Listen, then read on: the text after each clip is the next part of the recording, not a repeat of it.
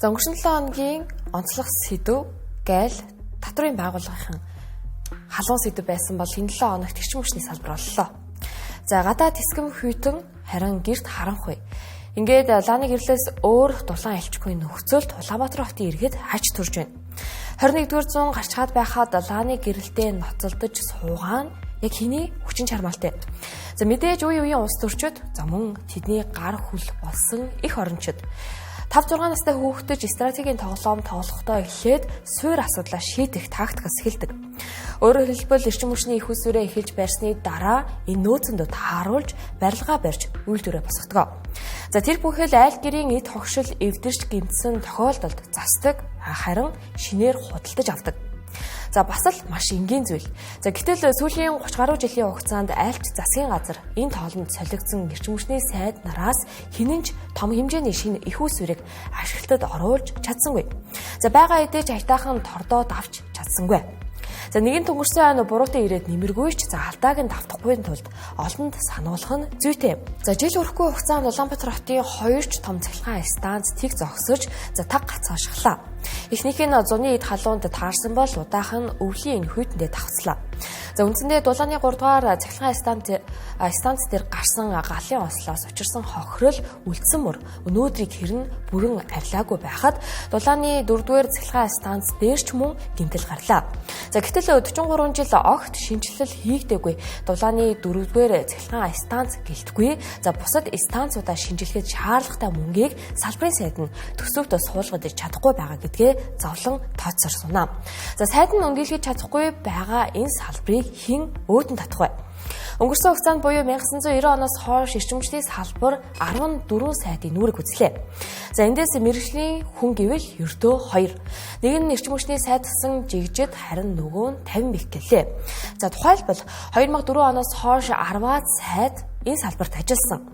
За тэдний ганцаас бусд нь эдийн засагч, хуульч, зэрэг мэргэжилтэй хүмүүс юм. За эдгээр хүмүүсийг сайдаар ажиллаж байх үед за хамгал том гэгдэх эрчим хүчний мега төслүүд хөдөлж эхэлсэн. За гэхдээ тэд явуулж чадаагүй. Тухайлах юм бол дулааны 5 дугаар цахилгаан станц, Эгийн голын усан цахилгаан станц, Багнуур 5-7 гээд за лавдгал Монгол улсыг аль хэдийн эрчим хүчний хувьд бие даах хэмжээнд хүрэгчмээр төслүүдийг эхлүүлж байсан. За гисэн хатад хятадууд орж ирлээ гэж хашгирч малчны үйлжөөг эвдэнэ гэж эсэргүүцэж байгаль орчныг сүйтгэнэ гэд бүгд л эх орончдын дүр хэсгэсэн.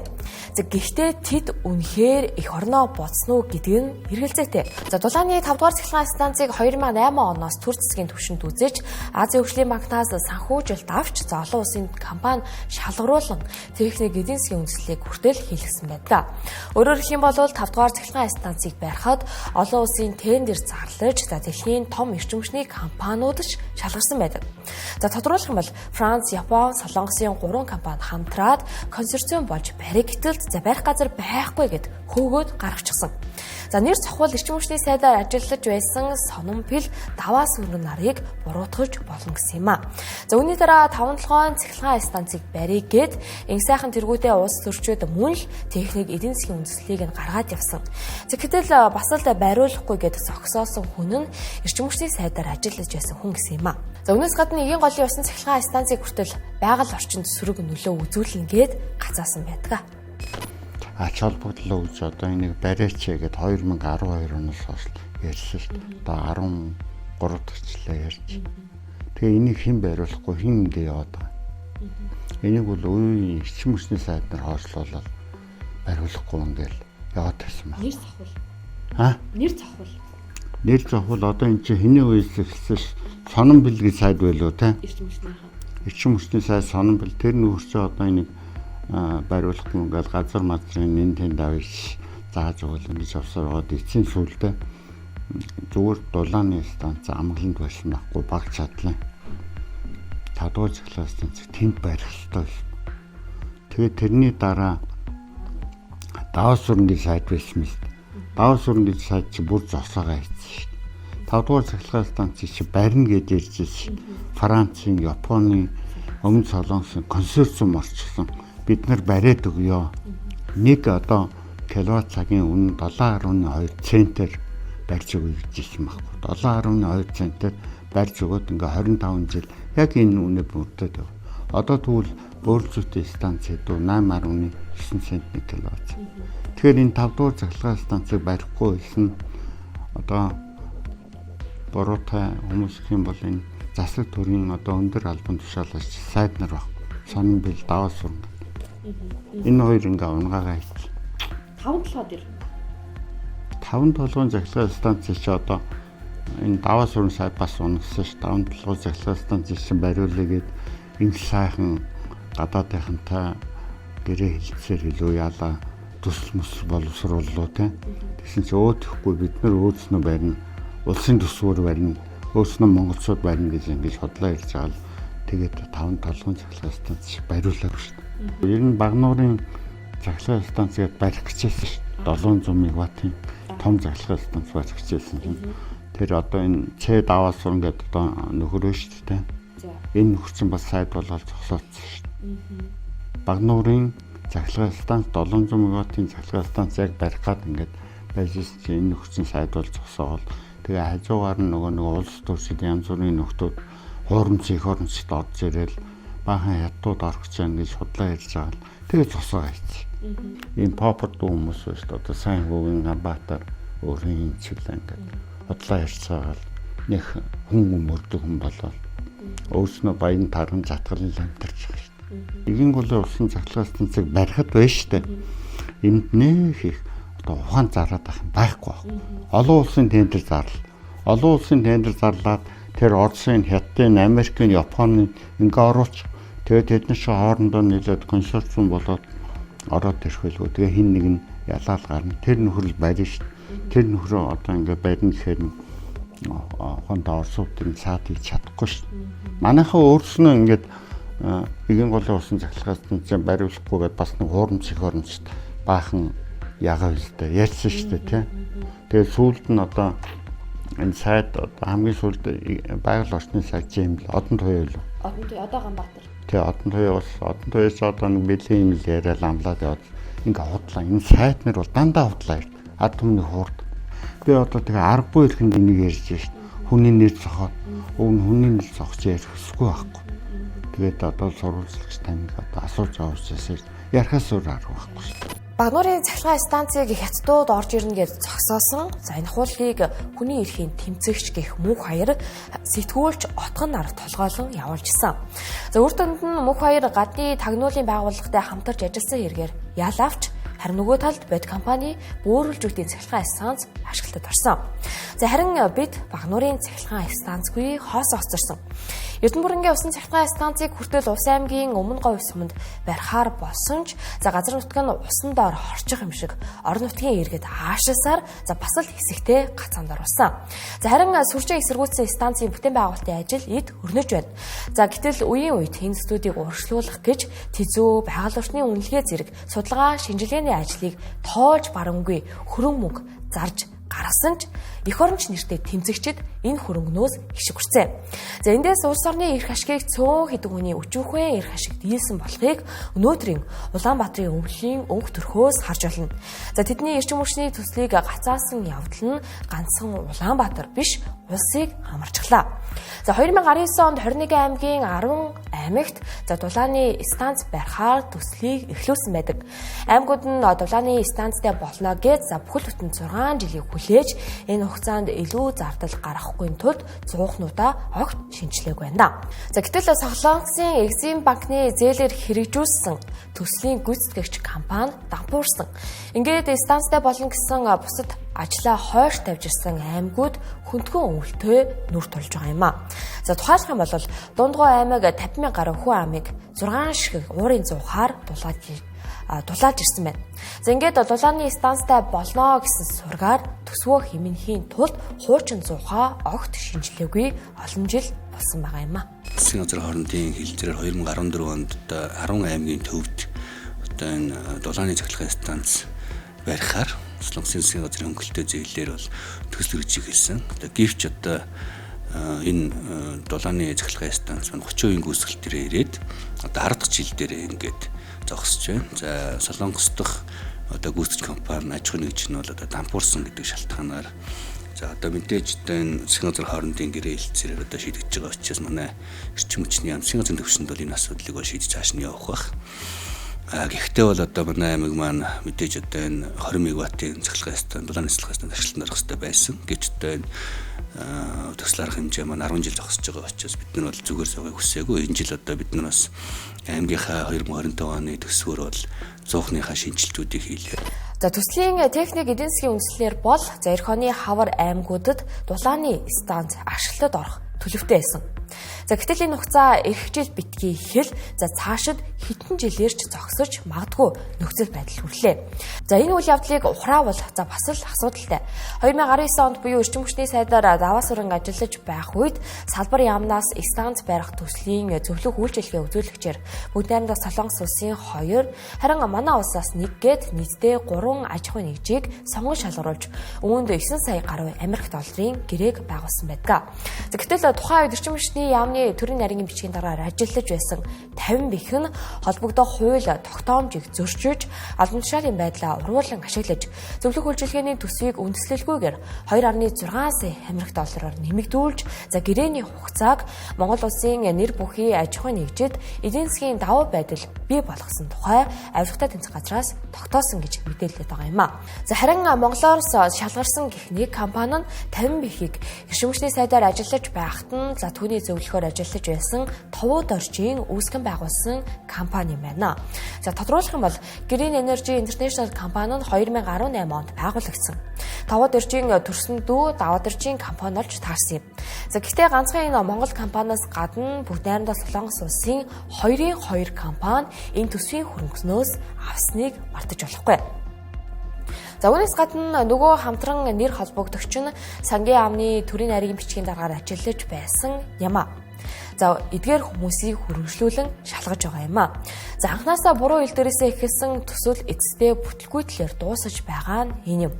За октоол бүгд найрамдах Польш улсын нэг хөнгөлөлттэй 50 сая еврогийн зээлээр аймагуудыг аль хэдийн дан ганц за дулаан биш цахилгаан хосолсон станцтай болгох ажил албан эргийн төвшөнд очсон ч гэлээ за гинэтгэл Солонгос улсын нэр дуулдаж эхэлжээ. 2012 онд миний бие Монгол улсаас бүгд найрамдах Польш улсаас суух онцгойд бүрэн эрхт элчин сайдаар томилогдсон 3 жил ажилласан юм аа. Польш улс OECD-гийн одоо тэр юугаар програмын дагуу Монгол 50 сая еврогийн нэг хөнгөлөлтөд зээл өгье. Унгар улс бол 25 сая гэх мэтлэнгээр манай туслах тийм үйл ажиллагаа явагдсан л да. Эрчим хүчний сайд зоригтын одоо юугаар захирамжаарч гэдэг юм ажлын хэсэг байгуулад ажлын хэсэгт нь сайд өөрийнхөө зөвлөх дөрж бүрийг оруулаад 2 мэрэгжилтэн инх төвийн оюуныг оруулаад дээрэс нь намайг оруулаад ингээ бидрийг Польш руу томилохгүй юу. Одоо очиод энэ боломжийг судлаад уулзаад ингээ төсөл боловсруулж иргэв. Явсан очисон үзснээр гарцаа авахгүй тэр гигант компаниуд байна л цахилгаан станц барьдаг. Бид нар тэр цахилгаан станц барьж байгаатай нь очиж танилцсан. 1.2 гигаваттын хүчин чадалтай аврах том станц барьж байгаа байхгүй дулааны цахилгаан. Манай 4-р цахилгаан станцаас 3-4 дахин том гэсэн үг шүү дээ. Манайс нь 300-400 мегаватт л байдаг тийм. 1.2 гигаваттын тэр том бүтээн байгуулалт хийж байгааг бол нүдээр очиж үзээ. Тэгээд тэр Polymex-ийн бол за тэр 15 мегаваттын тэр бол зөвхөн бүгдийн тоглоомшиг л биш тийм. Энэ танай засгийн газар л өөрснөө хүсэх юм бол бидэнд бол асуудал байна. Бидэнд мөнгө бай юу бий? Технологи байна уу бай? Хүчин чадал байна уу бай? Тэгээд яваад ирэхгүй юу? За тэгээ ирээд нөгөө яамд чинь явсан тухайгаар тайлагнычтай тайлангаа хичээд өгсөн юм боломж байна гэд. Тэгсэн чи удаачгүй нөгөөдөл чинь би асуулаа. За нөгөө бид нар явсан ажлын үр дүн юу болж байна гэдэг нэг чинь. Тэгсэн чи за уучлаарай бид нар Солонгосын Экзим банкны санхүүжилтээр зээлийн санхүүжилтээр аймагуудад дулааны цахилгаан станц барихаар болчихсон. Тийм учраас одоо энэ бидний тэр судалсан зүйл чинь хэрэггүй болсон, хэрэгжихгүй болсон. Ингээд зам гарсан баг. Тэгээд нэг 10 аймагт дулааны цахилгаан станц барина гэдэг хичнээн хичээл болсон юм. Тэгэл хэрэгжсэн юм хэрэгжэм үү гэсэн чинь сая л одоо юу гарч эхэлж байна. Дүүлээ. Чинь 170 хэдэн сая доллараар 18 их дулааны цахилгаан станц барьна. Тэг чи нэг дулааны цахилгаан станцын өртөх нь 10 тухайхаар зэрэг $17.5 сая доллараар нэг цахилгаан станц барих юм байна л да аймаг. Гэтэл тэрүүгээ тэр мөнгөөр чинь жоохон дулааны цахилгаан станц барьж болох мөнгөөр зөвхөн дулааны станц л барьж байгаа. Дулааны станц гэдэг чинь нэгсэн уурын цог шүү. Тийм ээ. Яг уран цогын одоо орчин үеийн хэлбэрч гэдэг юм юу ч гэдэг юм. Тэгээ тийм боломжийг бид нар алдсан байна. Тэгээд сүүлийн үеийн мэдээгээр харсан чинь нөгөө мөнгө нь холигдсон юм байна л да. Нөгөө төслийг хэрэгжүүлэх Солонгос компани дамп хуурсан ч юм уу яасан ч ямар ч байсан нөгөө зээлийн мөнгө нь байхгүй. Тэгээд дулааны станц ч байхгүй. Тэгээд баахан өрөнд орсон л. Элчин сайд байсан Ганбаатар энэ ажлыг ингээд хэн зогсооцсон маа даваас өрн зогсооцсон маа гэдэг. Хүлээж аваагүй маа гэдэг. Ер нь солонгосууд бол их найдваргүй хүмүүс шүү дээ. Яг нэг үеэр. Одоо өмнө говийн дулааны станц, дулаан цахилгаан станцыг анх барьсан. Тэр маш муу урс тийм солонгос. Тийм учраас солонгосуудаа харьцаад бол маш эрчим хүчний хувьд би ярьж байна л. Эрчим хүчний хувьд бол их найдваргүй хүн шиг солонгосууд. Тэгээ одоо сая энэ 17-ны цахилгаан станц гэдэг чинь тэр гэрээ хилцэр хийсэн даваас өрнөл хийсэн байл шүү. Тэгвэл эрчим хүчний төслүүд дээр нэр нь цогогдоод байгаа даваас өрн гэж хэн бэ?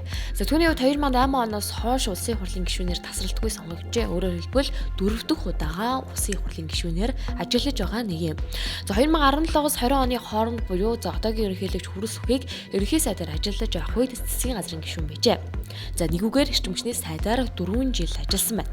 За түүний сайдаар ажилласан энэ хугацаа за зарим эрчим хүчний төслүүд хэлсэн үетэй таарч байгаа юм а. За харин түүний дараа эрчим хүчний сайдаар 50 бэх томилогдсон байдаг.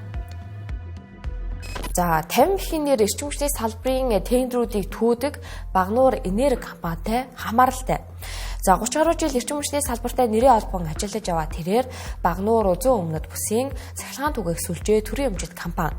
Багнуур хотын захирагч эрчим хүчний сайд гээд за Мэрэц зарчмаар буюу за доороос нь дээш номд журмын дагуу дээшилсэн хүн юм а. За гэхдээ түүний хөрөнгө оруулгын мэдүүлэгт Багнуур Энерги гэсэн өгүүлбэр битгий хэл өгч байхгүй. За энэ нь ч аргагүй.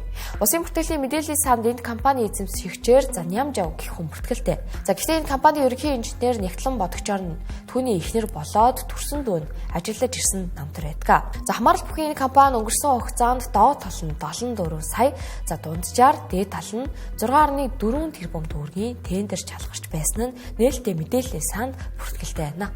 За мөрдийн шалгах ажиллагааны явцад зөвлөх үйлчлэгээ үзүүлэгч Монгол улсын нэр бүхий аж ахуйн нэгж нь за 50 бэхийг эрчим хүчний сайдаар ажиллаж байхад нь түүний зөвлөхөөр ажиллаж байсан иргэн товуу доржийн үүсгэн байгуулсан компани болох нь бол тогтогдсон. За мөн зөвлөх үйлчлэгээтэй холбоотой 2.1 сая $, буюу 7 тэрбум гаруй төгрөгийн санхүүжилтийг бол гаргуул авсан байна. Зуг хэрэгтэй холбогдуулан одоогийн байдал бол 3 хүнийг бол сэжигнээр баримтсан бөгөөд за нийтдээ 21 газарт прокурорын зөвшөөрлөөр мөрдөн шалгах нэгжлэгийн ажлыг бол зохион байгуулсан. За нэгжлэгээр 50 бэх ба түүний хамаарал бүхий этгээдүүдийн нэр дээрх өндөр үнэтэй олон тооны үйл хөдлөх хөрөнгө болон үнэт хэдлэлүүдийг хураа авсан. За мөн дээрх хэрэгт холбогдуулан эрчим хүчний сайдын зөвлөхөөр ажиллаж байсан товууд орж за сангийн яамны төрийн нарийн бичгийн дараагаар ажиллаж байсан Мяма нарыг бол үргэлжлүүлэн шалгаж байна. Түүнтэй хамтдаа шалгагдаж байгаа албан тушаалтан бол зам тээвэр хөгжлийн яамны төрийн нарийн бичгийн дарга насан тогтох. Үрдэншлэн хачлагын явцад за түүний гэрээс бэлнээр $10,000, $11,000 юан, за $300,000 вон, €3,000, мөн түүний хамаарал бүхий этгээдийн гэрээс $70,000 буюу за ингээд нийтдээ 350 орчим сая төгрөгийг нэгжлэхээр хураа авчээ. Харин энэ мөнгөний их усүрийг одоогоор тогтоохоор ажиллаж байгаа юм. За тэрээр 50 бэхийг сайд байх үед буюу 2020-оос 22 онд яамны төрийн нарийн бичгийн дараагаар ажиллаж байсан. Харин 2021 онд сайдаас буумагсан зарчим хүчний яамны газрын дараагаар хэсэг ажиллаж байснаа өнгөрсөн жилийн намраас хойш зам тээвэр хөгжлийн яамд за бас л дараагаар ажиллах болсон байна. За ингээд зарчим хүчний яамны зарим албан тушаалтнууд эхнээсээ авилгатай тэмцэх газрын хаалгыг татаад эхэллээ. За ингээд сүүлийн 1-7 хоногийн турш эрчим хүчний салбараар нийтээрээ амсгаллаа. За хэн буруутай буруугүй, хэн эдсэн уусан, хэн төсөл гацаав гэд нийтээр шүүж байна. За гэхдээ нийтээр шахуу энэ эрчим хүчний салбарыг ойшоохгүй байгааг соёлын салбартай ажил хэмжээний төсвөө хуваарлж байгаагаас харж болно. За аймагуд нь дулааны станцгүй хэрэн дийлэх сумд нь соёлын төвтэй. Өнгөрсөн 7 жилийн хугацаанд 110-аад соёлын төвийн барилгыг хот хөдөөгүй барьсан байна. За үүнд нийтдээ 216 тэрбум төгрөгийг зарцуулсан. За энэ хөрөнгийн хэмжээ 4 аймагт дулааны станц барих мөнгөтэй дүүцэж байна. 2019 оноос хойш барих соёлын төвийн тоо харьцангуй буурчээ. За 6 жилийн өмнөхтэй харьцуулбал тавьдаг төсвийн хэмжээ 10 тэрбум төгрөгөөр багассан. За тухайлбал 2019 онд 46 тэрбум 470 сая төгрөгөөр шинээр соёлын төвийн барилга эхлүүлсэн. Харин хуучин соёлын төвийн их засварт 2.8 тэрбум төгрөг тоног төхөр өмжөнд 41 сая төгрөгийг зарцуулж байжээ. Ингээд дараа жил нь 10 тэрбумаар буурч зогон дамжаа хэрэгжих соёлын төвүүдэд зориулан 32 тэрбум төгрөгийг төсвөлсөн. Харин 2021 онд энэ хөрөнгийн хэмжээ буурч 27 орчим тэрбум болжээ. Харин энэ онд өмнөх соёлын төвийн барилгуудаа дуусгахын тулд 30 тэрбум төгрөгийг төсвөөс хуваарлсан. За яг жилийн өмнө сангийн сайд жавхлан болоод улсын хурлын гишүүн Цэнгүү нарын хооронд эрчим хүчүү аль эсвэл соёлын төв гэх маргаан гарч ирсэн. Төсөвт 100 тэрбумаар 24 суманд соёлын төв барих шаардлагагүй гэж үзсэн Цэнгүү гишүүний тайлбарын хариуд сангийн сайд соёлын төв бол сумын ард түмний цугладаг ганц газар гэж өмөрчилсөн. За эцсийн дүндээ 100 тэрбум биш 30 тэрбумын төсвийг соёлын барилга барихад тусгасан байгаа юм а. За нэг талдаа сумын иргэд баярлаж цэнгэх газар нь соёлын төв мөн үү гэвэл мөн. За гэхдээ дулаангүй бол тэнд очиж хүмүүс цэнгэх үү гэдэг нь нэг асуудал юм а. Өнөөдөр сум битгий хил аймагуд нь уурын зугаар халдаг.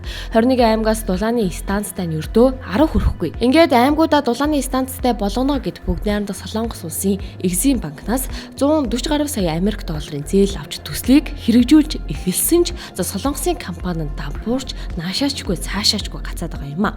За энэ мөнгөнд үгээр тоосвол нэг аймагт 15 сая Америк долларын хөрөнгөөр дулааны станц барихаар байна. За өөрөөр хэлэх юм бол соёлын төв барьсан 216 тэрбум төгрөгөөр 4 аймагт дулааны станц барьж болохоор байжээ. За өнгөрсөн цагны 6 дугаар сард дулааны 3 дугаар цахилгаан станцад гал гарч завх станцын үйлдвэрлэлийг дулаанаас 50 мегаватт дутагдсан. За энэ дутсан дулааныг дулааны 4-р цахилгаан станц за мөн амгалан дулааны станцаас авч ирсэн. За гэтэл ингэж ачаал хуваалцахын тулд хамаг 100 авлаас л ажиллуулсны гороор за өнөөдөр дулааны 4-р цахилгаан станцад гэмтэл гарлаа. За гэтэл дулааны цахилгаан станцын нөхцөл байдал хүнд байгааг аль 2 жилийн өмнө ч Тэнгэрлэлээ сануулж байсныг одоо зөвлөе. Учир нь нийслэлийн хамаг ачааллыг нуруун дээрээ үрдэг 4-р цахилгаан станц ирэх өвөл шатаах нүүрсээ хэрхэн хангах талаараа толгой гашилган сууна. Өнөөдөр гэхэд 6хан хоногийн нөөцтэй байгаа станцын ачааллыг хөнгөлөй гэвэл ядаж залгаастаа нэг цэнэглэгчээ салгаж 1 кг нүүрс гэсэн хэмнэх боломжтой юм байна. Өнөөдөр эрчим хүчний үн улс төрөөс хамаарч зах зээлийн зарчмаас гадуур явж байна. За 100% нүүрс шатааж цахилгаан дулаан үйлдвэрлэдэг 4-р цахилгаан станц 10 хүрэхгүй хоногийн нүүрсний нөөцтэй сууж байна. За тэр бүхэл өнгөрсөн өвөл 2 сар гаруй хугацаанд нөөц тоноглолгүй суусан ч азар эрсдэлгүй өнгөрсөн. Дахиад нэмж 100 барих талаар 2 жилийн өмнөөс ярьж ирсэн ч гэлээ өнөөдрийг хүртэл санхүүжилтэнд гацсан. Улсын төсвөөч тэр гадны зээл тусламжаар шийдий гэхээр ажил нь урагшлалгүй үдийг хүрчээ. Нөлөөлөлт нь одоо нүүрсээр ажилладаг станцууд хөрөнгө оруулалт хийхгүй агаар усны бохирдолтой холбоотойгоор дэлхийн нийтээр бол энийг эсэргүүцэж байгаа. Нөгөө талдаа бол манай станц сая түрүү ярьлаач нэлээд олон төсөл хөтөлбөрүүдийг хийж хэрэгжүүлсэн гэдэг. За энэний одоо үр дүнд одоо бид нар хөгжлийн банкнд бас тодорхой хэмжээний зээлийн төлбөрөөр төлж чадахгүй байгаа.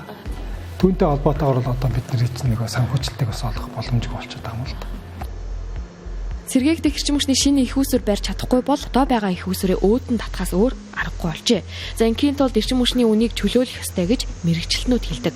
Олон жил бах байдагаараа явсаар байгаа энэ салбарт шин салхи оруулахгүй бол хасах 40 градус хүрдэг Монголын өвөл нэг л өдөр хотоор нь хөлтөөхнэ. Эрчим хүчний салбарт улс орон бус хувийн өчөөхөн эрх ашиг үйлчилж за өнөөдрийг арга зааж байвал маргааш хамаагүй гэсэн бодлоор хандаж ирлээ. За үндсэндээ урд хормоогоор хойд хормоогоо нөхөж за өдөр хоног арга зааж байгаагийн гороор энэ салбар өгдөхгүй байна. За хамгийн наанд гэвэл Төв аймгийн Баян суманд баригдаж байгаа 660 мегаваттын дулааны цахилгаан станц ашиглалтад орчих бол за 2027 оноос эхэлж чадлын дутагдалд орохгүй гэдгийг салбарын сайд нь хэлж байсан. За гэхдээ одоо байгаа станцуудынхаа тоног төхөөрөмжийг шинжлэхгүй бол өдөр өдрөөр нэмэгдэж байгаа хэрэгцээгээ хангаж чадахгүй нь ойлгомжтой юм а.